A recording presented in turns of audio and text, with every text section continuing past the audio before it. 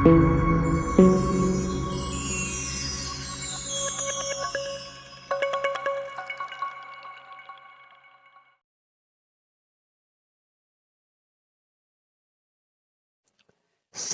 menunggu untuk waktu yang lama, kini tiba saatnya peninggalan kuno akan terbuka. Sejauh mata memandang, di tengah pegunungan dipenuhi oleh ahli dan faksi yang tak terhitung jumlahnya. Selain itu, Xiaoyan juga melihat ada musuh dari faksi-faksi besar berkumpul di sana. Suku Poenik Iblis Surgawi, Lembah Sungai Es, Sekte Suan yang mendalam, dan juga Pavilion Petir. Mereka menatap tajam ke arah Xiaoyan, niat membunuh melonjak di mata mereka. Di saat Xiaoyan kembali berfokus untuk menunggu pintu masuk terbuka, tiba-tiba ada suara panggilan wanita berkata dengan lembut, "Xiaoyan, kau juga ada di sini?" Wanita itu adalah nona muda dari Burning Flame Valley. "Tang Hoer," jawab Xiaoyan.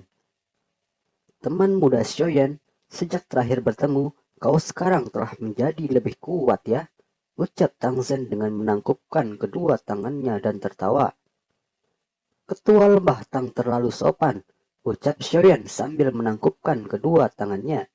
"Dalam waktu 2 tahun, kau tidak hanya menjadi juara Pilgrim Ring, tetapi kau juga telah menerobos ke kelas Dozun. Kecepatan perkembangan ini sungguh membuatku malu," ucap Tang Zhen. "Aku hanya beruntung saja," ucap Xiaoyan sambil tersenyum. Melihat kedekatan Xiaoyan dan lembah api, membuat Feng Qier, Bing He, dan yang lainnya terkejut.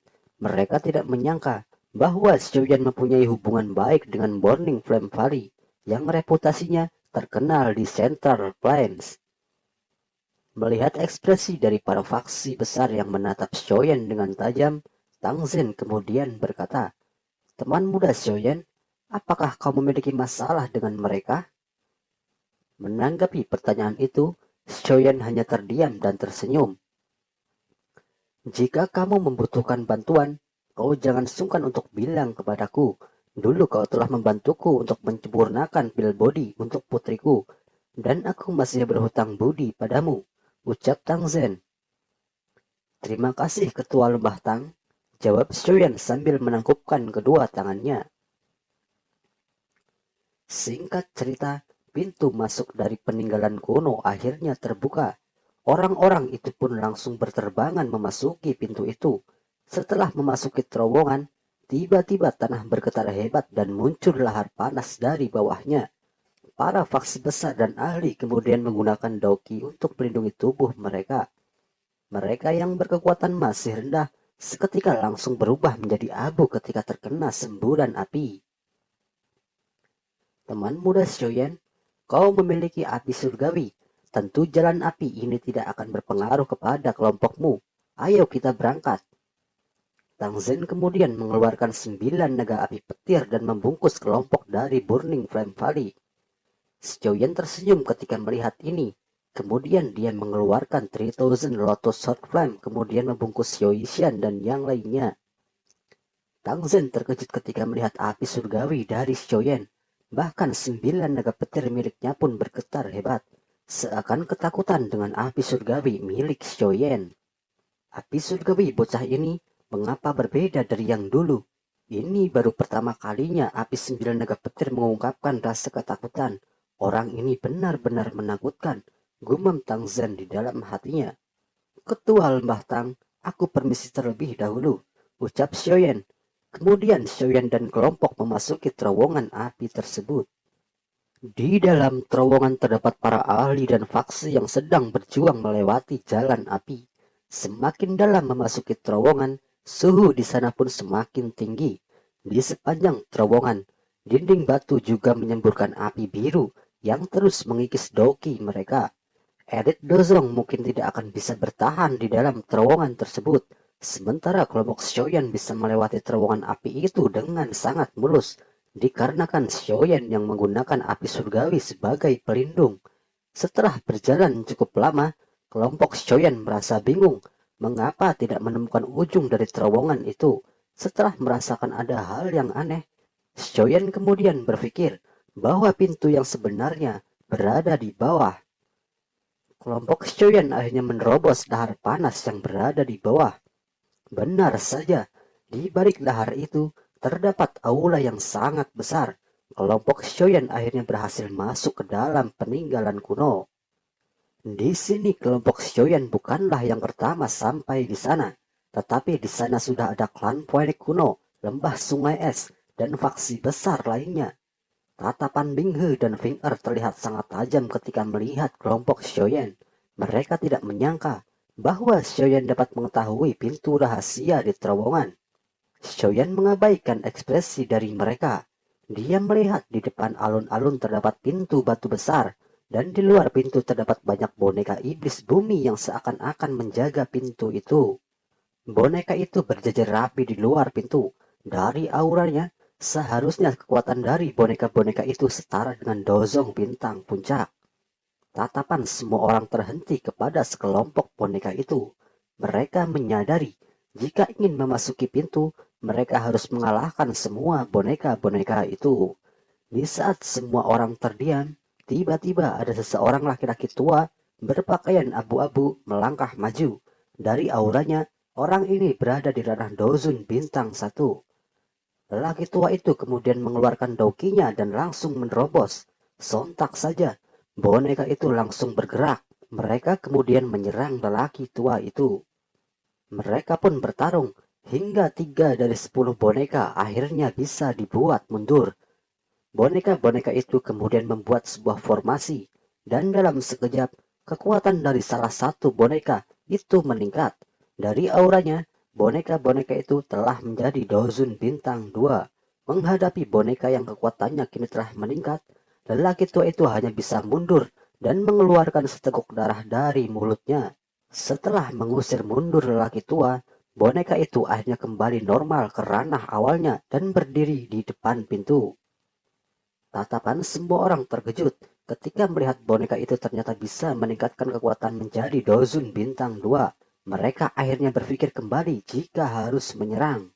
Melihat hal ini, Shoyan penasaran dengan teknik formasi yang digunakan oleh boneka-boneka itu untuk menaikkan kekuatan dalam waktu singkat. Jika dia bisa mendapatkannya, ini mungkin akan sangat berguna untuk melawan Dozun bintang 5. Di saat semua orang terdiam memikirkan cara untuk menyingkirkan boneka-boneka itu, Shoyan kemudian melangkah maju dan berkata, "Jika tidak ada yang berani maju, maka biarkan aku yang maju untuk menghadapinya." Di saat Shoyan melangkah maju, pandangan orang-orang yang membenci dirinya terlihat sangat sengit. Sebelum Huang Suang dari klan Phoenix kuno berkata, "Aku tahu dari niatmu, kau berencana untuk mengambil boneka-boneka itu. Aku juga menginginkannya, maka kita seharusnya bersaing untuk mendapatkannya." Shoyan kemudian mengeluarkan boneka langitnya dan berkata, "Lawanmu bukan aku, tapi dia." "Ternyata kau juga memiliki boneka iblis," ucap Huang Suang dengan ekspresi marah. Setelah itu Shoyan langsung bergegas ke arah boneka-boneka itu. Dia melambaikan tangannya dan buru-buru memasukkan kekuatan spiritual ke dalam boneka itu. Tanpa proses panjang dan rumit, boneka-boneka itu akhirnya mengakui Shoyan sebagai tuannya. Setelah itu, Shoyan akhirnya langsung memasukkan boneka itu ke dalam cincin. Setelah melihat Shoyan mendapatkan 10 boneka kelas Dozong bintang puncak, ekspresi orang-orang yang mempunyai dendam seperti Le Zunze, Bing He, dan yang lainnya menjadi iri dan kemarahan memenuhi mata mereka. Jika lebih banyak kekuatan yang mengelilingi Shoyan, maka ancaman kepada mereka akan semakin besar. Setelah urusan 10 boneka telah selesai, pintu batu akhirnya perlahan terbuka. Aura kuno perlahan memancar keluar bersamaan dengan terbukanya pintu. Shoyan kemudian buru-buru mundur dan kembali ke posisi kelompoknya. Di sini dia tidak ingin masuk terlebih dahulu, dikarenakan untuk mengantisipasi adanya bahaya lainnya di balik pintu. Di dalam aula, pikiran semua orang terlihat sama. Tidak ada yang berani masuk terlebih dahulu. Ketika semua orang terdiam, tiba-tiba ada seseorang yang memberanikan diri untuk masuk lebih dulu. Setelah melihat tidak ada sesuatu yang terjadi, semua orang kemudian bergegas masuk ke dalam. Kelompok Shoyan pun akhirnya mengikuti. Mereka melesat dengan kecepatan penuh. Setelah mereka masuk ke dalam, kelompok Shoyan akhirnya mendarat di sebuah ruangan batu yang begitu luas. Di sana juga terdapat jalan yang bercabang-cabang. Di sini Xiaoyan bingung kemana dia akan mencari buah bayi jiwa di tempat yang begitu rumit. Kemudian dia teringat bahwa Zian mempunyai kemampuan untuk melacak keberadaan harta karun. Xiaoyan kemudian menyuruh Zian untuk mencari keberadaan dari buah bayi jiwa. Zian pun mengangguk. Seketika itu, Zian mulai berjalan, dan kelompok Xiaoyan mengikuti di belakang. Setelah cukup lama mencari, Zian akhirnya berhenti dan menunjuk sebuah pintu batu yang sudah sangat tua dan kemudian berkata, "Aku mencium aroma obat yang paling pekat dari tempat itu. Mungkin di sana tempat buah bayi jiwa berada." Xiaoyan kemudian tersenyum dan mengangguk. Dia kemudian membuka pintu batu itu, dan benar saja, di dalamnya ternyata terdapat hutan kuno yang menyimpan begitu banyak bahan obat. Setelah semua kelompoknya telah masuk, Xiaoyan menutup kembali pintu batu itu untuk mencegah supaya orang-orang luar tidak ikut masuk ke dalam. Melihat sekeliling, tidak hanya Xiaoyan saja yang tercengang, namun Xiongzhan juga merasa bahwa bahan obat tingkat tinggi yang berada di tempatnya tidak ada apa-apanya dibandingkan dengan banyaknya bahan obat di tempat hutan kuno. Tanaman obat tingkat tinggi dan langka tersebar luas di sini. Ingin sekali Xiaoyan mengemas semua bahan obat di tempat itu. Namun karena keterbatasan waktu, dia hanya mengambil beberapa bahan obat dan memasukkannya ke dalam cincin penyimpanan. Dia kemudian berkata kepada Xiao Yishan dan yang lainnya supaya mencari buah bayi jiwa terlebih dahulu. Mendengar perkataan Xiaoyan, mereka mengangguk dan bergegas masuk lebih dalam ke hutan kuno. Selama perjalanan, ada aura yang aneh mengerikan menyelimuti tempat itu. Xiaoyan kemudian berkata, "Aku merasakan ada banyak magical beast tingkat tinggi yang mendiami hutan kuno ini. Kita harus berhati-hati." Benar, aku juga merasakannya. Mereka sepertinya binatang yang berasal dari zaman kuno. Jangan sampai kita membuat masalah dengan mereka. Jika itu sampai terjadi, maka ini akan sangat merepotkan. Ucap Tianhua Zunze ketika merasakan hal yang sama. Ketika mereka sedang meresahkan akan magical beast itu, tiba-tiba Zian berkata, "Memang apa hebatnya binatang kuno itu? Tenang, jika kalian mengikutiku, semua akan baik-baik saja." Ketika mendengar perkataan Zian, Xiaoyan dan yang lainnya merasa lebih tenang. Mereka sadar bahwa Zian adalah keturunan dari naga void kuno. Magical beast mungkin tidak akan berani jika berhadapan dengan Zian. Kurang lebih 10 menit telah berlalu ketika mereka menyelusuri hutan itu. Ukuran hutan itu memang sangat luas. Bahkan dengan kecepatan kelompok mereka belum menemukan tepian dari hutan itu. Selama perjalanan, seringkali bertemu dengan magical beast tingkat tinggi. Namun karena adanya Zian yang memancarkan aura naga void kuno, para magical beast itu menghindar dan tidak berani mendekat. Perjalanan kelompok Xiaoyan akhirnya bisa lancar tanpa kendala. Setelah sekian lama mencari, Zian akhirnya merasakan keberadaan buah bayi jiwa. Mereka akhirnya mendarat di tepian sebuah danau. Di tengah danau terdapat sebuah pulau kecil dan pohon aneh berada di tengahnya. Pohon itu berbentuk mirip seperti seorang wanita yang sedang mengandung, dan buah yang berada di kandungannya berbentuk seperti janin bayi. Melihat buah bayi jiwa berada di depannya, Xiaoyan buru-buru berkata, "Xiaoyan, buah bayi jiwa sudah ada di depan mata. Cepat ambil buah itu, jangan berpikir terlalu lama." Ketika mendengar hal ini, Zian kemudian berkata, "Tunggu dulu. Buah bayi jiwa adalah harta karun yang unik yang dapat memurnikan jiwa. Tidak mungkin tidak memiliki binatang penjaga. Buah itu juga memiliki efek besar terhadap beberapa magical beast. Bagaimana mungkin tidak ada yang menjaganya?" Zian kemudian mengarahkan pukulan angin ke permukaan danau. Seketika saja, seekor naga raksasa muncul dari dasar danau dan melolong ke langit. "Ini adalah naga semi mencapai surga. Naga ini sudah punah di dunia luar," ucap Zian yang terkejut. Kelompok Xiaoyan juga terkejut dengan kemunculan naga raksasa itu.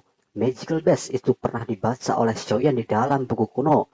Kekuatan bertarungnya sangat terkenal di zaman kuno. Dikabarkan bahwa tubuh naga semi mencapai surga memiliki beberapa jenis keturunan suku naga yang mengalir di dalamnya. Jika bisa mencuci dan memurnikannya, serta mengalami banyak petaka guntur surgawi, dia mungkin bisa berevolusi menjadi naga void kuno sejati. Tidak kusangka, kita masih bisa melihat naga semi mencapai surga di tempat ini. ucap Xiaoyan dengan kagum. Tidak perlu khawatir, serahkan saja kepadaku, ucap Xian. Kekuatan naga semi mencapai surga ini mungkin berada di peringkat 7 puncak, dan jika menggunakan garis keturunannya, bahkan bisa bertarung melawan elit Dozun. Walaupun kelompok Xiaoyan bisa mengatasi naga semi mencapai surga, namun ada baiknya jika mereka tidak perlu bertarung. Xian kemudian melangkah maju, cahaya ungu menyebar dari tubuhnya, membentuk seekor naga ungu raksasa yang meraung ke langit. Di bawah aura yang mengerikan dari naga void kuno yang asli, ekspresi keganasan dari naga semi mencapai surga perlahan ditarik. Kepalanya berlahan dengan lembut menghampiri Xian seakan menjadi hewan peliharaan. Xiaoyan dan yang lainnya merasa lega ketika Xian berhasil menundukkan naga semi mencapai surga itu. Xian kemudian menyuruh Xiaoyan untuk mengambil buah bayi jiwa. Melihat Xiaoyan menyuruh untuk mengambil buah bayi jiwa, mata naga semi mencapai surga seakan menunjukkan ekspresi kesedihan. Namun bagaimanapun, di hadapan Xian, naga itu tidak berdaya sama sekali. Merasakan kesedihan dari naga itu, Xian kemudian berkata, Xiaoyan, naga ini telah menjaga buah bayi jiwa selama ratusan tahun, dan sekarang kita akan mengambilnya. Aku sungguh kasihan kepadanya. Apakah kau mempunyai pengganti untuk menukarnya dengan buah bayi jiwa? Xiaoyan datang dan berdiri di samping Xian. Xiaoyan menangkupkan kedua tangannya dan berkata kepada naga itu, Aku minta maaf. Aku sebenarnya tidak ingin mengambil sesuatu yang kau sukai, tetapi buah itu sangat penting bagi kami. Hal utama yang dilatih oleh Magical Best adalah tubuh fisik, sedangkan memiliki jiwa yang kuat itu tidak terlalu penting. Aku memiliki dua jenis pil obat yang memiliki efek pemurnian terhadap tubuh fisik Magical Best. Ini seharusnya sangat berguna untukmu. Selain itu, tubuhmu memiliki garis keturunan naga kuno. Ada kesulitan yang cukup besar untuk berubah menjadi bentuk manusia. Dan ada juga rumput transformasi tubuh yang telah matang. Ini seharusnya bisa menjadi penukar untuk buah bayi jiwa. Mendengar perkataan Xiaoyan, naga semi mencapai surga, kemudian menganggukkan kepalanya dan setuju atas penukaran Xiaoyan. Setelah masalah tentang naga semi mencapai surga selesai, naga semi mencapai surga akhirnya kembali lagi ke dalam air. Xiaoyan kemudian buru-buru terbang menuju pohon buah bayi jiwa. Xiaoyan langsung memetik dan meletakkan buah bayi jiwa ke dalam kotak kayu dan memasukkannya ke dalam cincin penyimpanan. Ekspresi lega terlihat di wajah Xiaoyan. Kini dia akhirnya berhasil mendapatkan buah bayi jiwa tanpa ada kendala. Gurunya akhirnya bisa memulihkan kekuatan puncaknya.